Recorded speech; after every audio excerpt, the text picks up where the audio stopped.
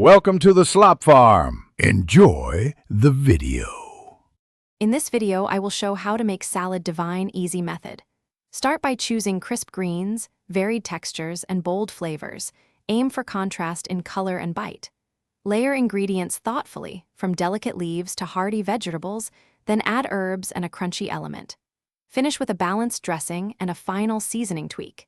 Taste and adjust until the salad feels complete and personal, simple and satisfying.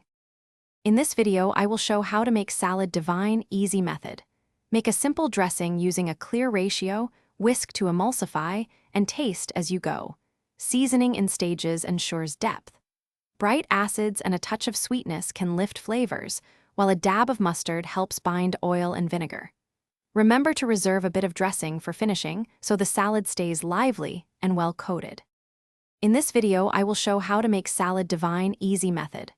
Quick recommendation: pick up an Echo Dot smart speaker to bring music, timers, and voice control into your kitchen with minimal fuss.